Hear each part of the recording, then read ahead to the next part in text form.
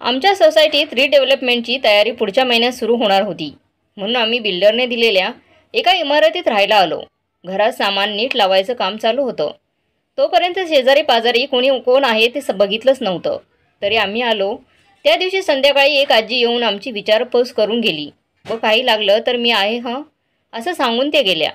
2 दिवस मला जरा फुरसत नव्हती. आमचे हे ऑफिसला व मुले शाळेत. मी एकटीच घरात सामान लावत होते. 2 दिवस आम्ही बाहेरचंच खात होतो. मुलंही खुश होती हॉटेलच्या खाण्यावर.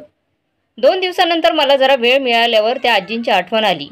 त्यांनी मला आपला फोन नंबर दिला होता. तो मी पर्समध्ये ठेवला होता.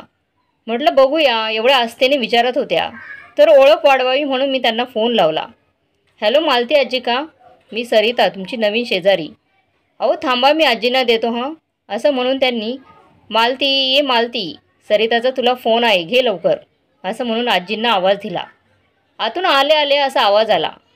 हां सरिता बोल, मी मालती बोलते. झालं का तुझं घरातलं सामान लावून? हो आजी, त्या दिवशी मी कामात होते. आता तुमच्याशी बोलावं म्हणून फोन लावला. आजी वेळ असेल तर याल का थोडा वेळ? हां थोड्या वेळाने येते. हो बरं या, हो मी वाट पाहते असं म्हणून मी फोन ठेवला. नवीन ठिकाणी गेल्यावर आपण ओळखी वाढवल्या तर आपला खूप फायदा होतो. ब्लॉकमध्ये राहणारी माणसं एकलकोंडी असतात असं म्हटलं जातं. त्या मानाने चाळीत बरं असतं.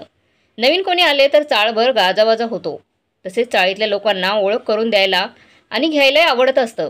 थोड्या वेळाने मालती आजी आल्या. येताना 4 बेसनाचे लाडू व चिवडा घेऊन आल्या आणि मला आग्रह करून खायला लावलं त्यांनी.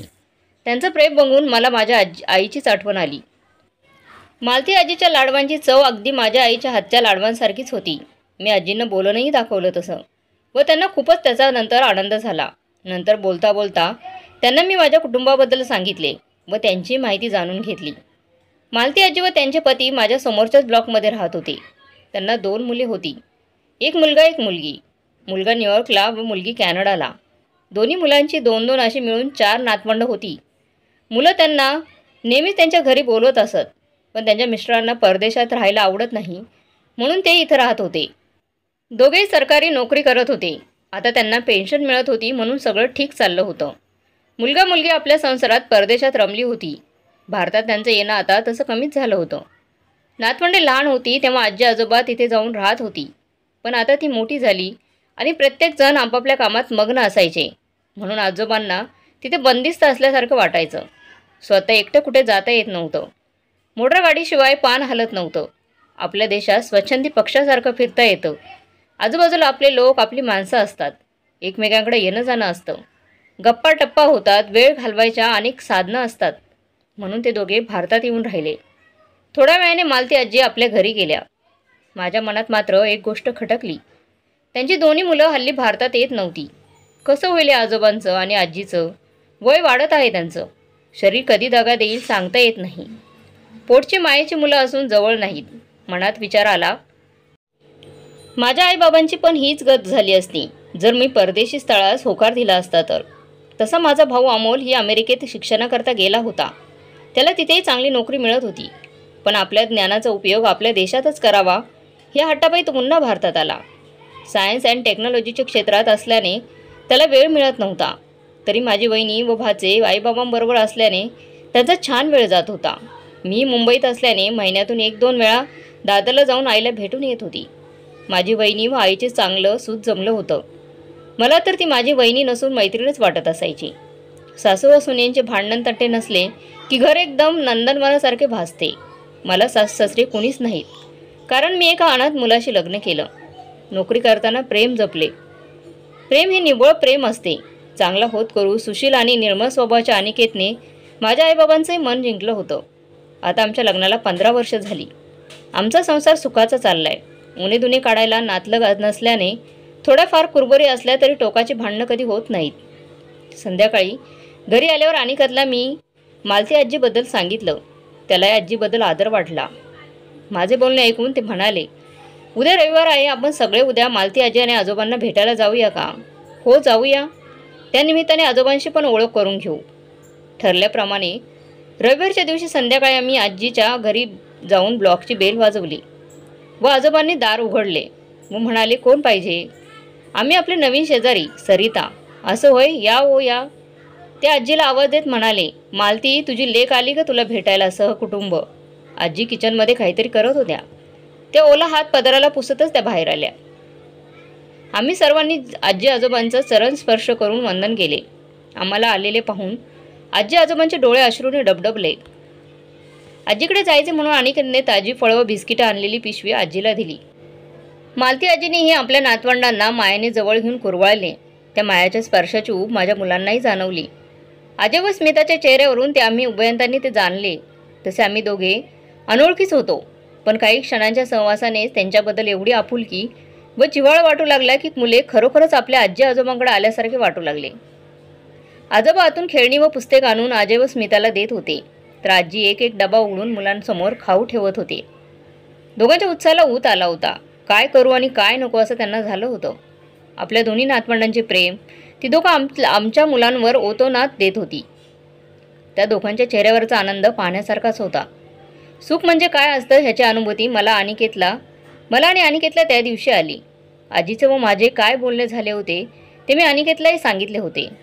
स्वतः पोरका असल्यामुळे त्यांच्याबद्दल अनिकेतला ही सहानुभूती वाटणे साहजिकच होतं.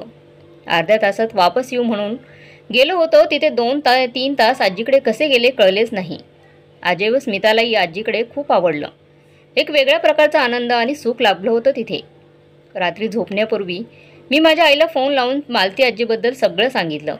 अनिकेत, अजय आणि स्मिता यांना झालेला आनंद सांगितल्यावर आई म्हणाली, छान केलं हं, मैत्री वाढव त्यांच्याशी. वयस्कर माणसे मायेची भुकेली असतात. तू मानलेली मुलगी आहे त्यांची. आईचे शब्द ऐकून मलाही खूप आनंद झाला. असे दिवसामागून दिवस चालले होते. दररोज ऑफिसला जाताना अनिकेत न चुकता आजी आजोबांची विचारपूस करून जात असे. बाहेरच्या वस्तू काही आणायच्या तर त्यांना आणून देत असे. आजोबा त्याला नको नको म्हणत, तरी अनिकेत ऐकत नव्हता. कधी कधी स्वतःच्या मर्जीने काही वस्तू आणून द्यायचा. आजोबा त्याला पैसे द्यायचे, मागे लागायचे, तर अनिकेत त्यांना, बाबा मला मुलगा मानताना मग मला पैसे देणं बरं दिसतं का, असं म्हणून त्यांना थांबवायचा. अनिकेत अनाथ असल्याचं कळल्यावर मालती आजीने आजोबा अनिकेतला आपला मुलगाच मानत असत. कधी आजी आजोबा आमच्याकडे जेवायला यायचे, तर कधी रविवारी आम्ही त्यांच्याकडे जायचो.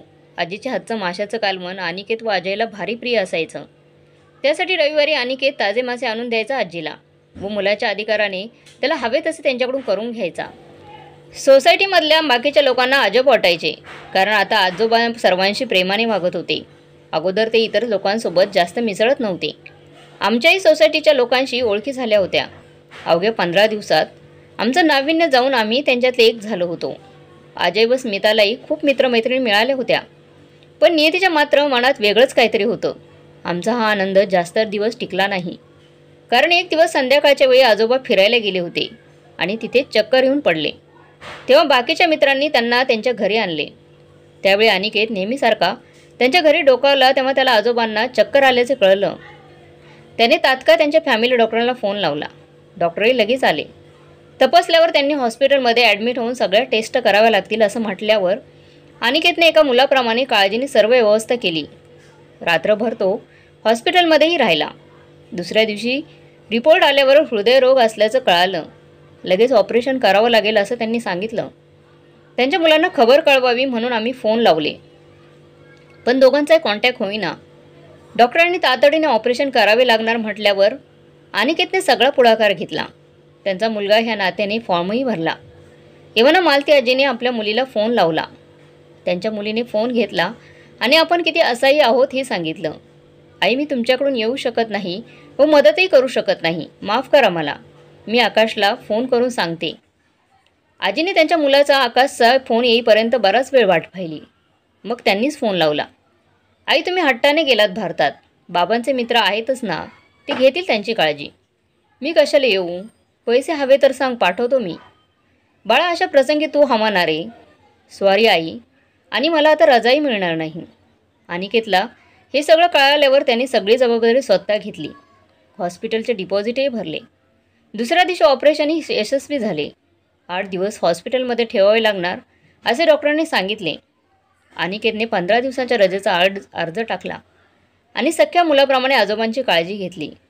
आजोबांना हॉस्पिटलमधून सरळ अनिकेतने आमच्याच घरी आणले. मग मालती आजींना पण आमच्याकडेच यावं लागलं.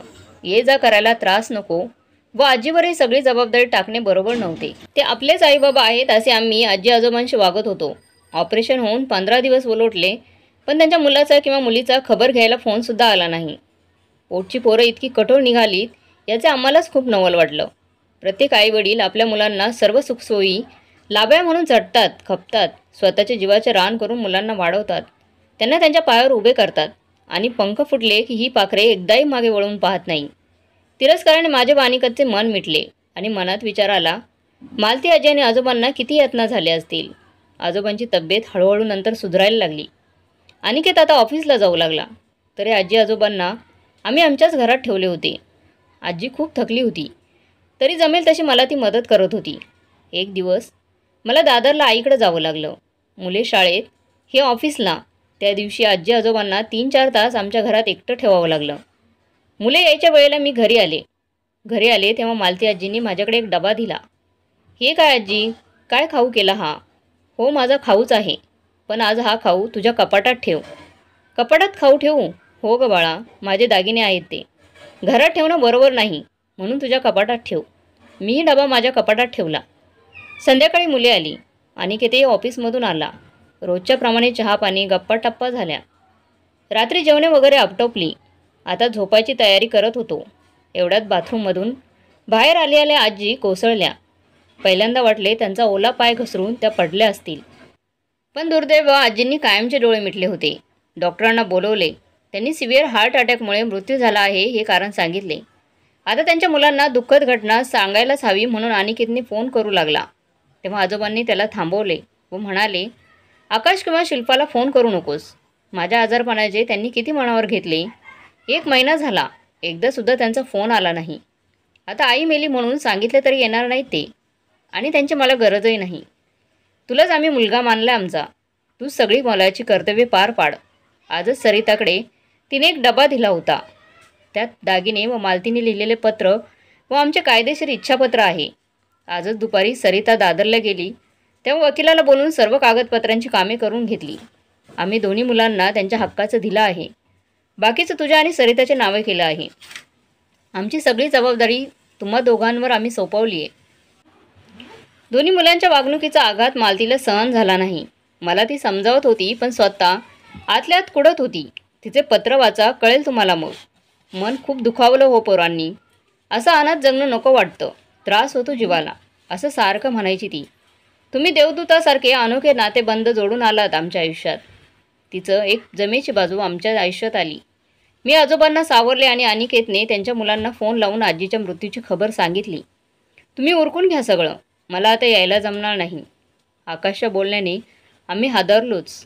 तरी आजोबांनी सांगितल्याप्रमाणे त्यांच्या नातेवाईकांना फोन लावले आणि दुसऱ्या दिवशी आजीचे अंत्यविधीचा कार्यक्रम एका मुलाच्या हक्काने अनिकेतने केले.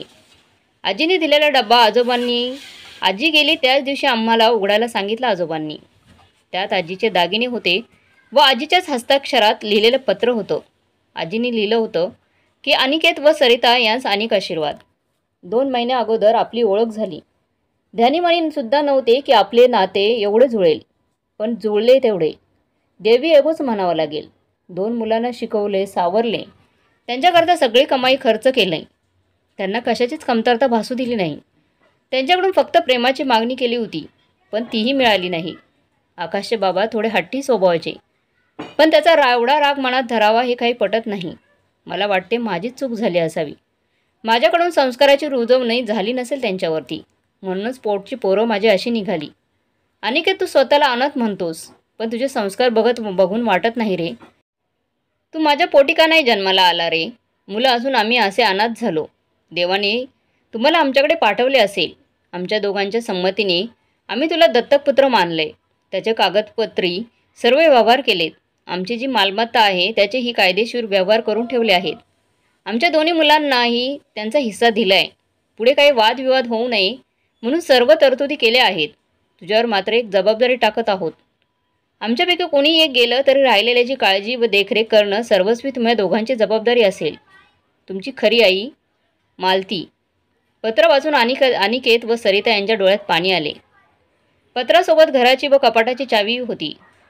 आजोबांची सेवा करून होईल तितके त्यांना आनंदात ठेवून मालती आजीचे स्वप्न पूर्ण करण्याचा आम्ही निर्धार केला.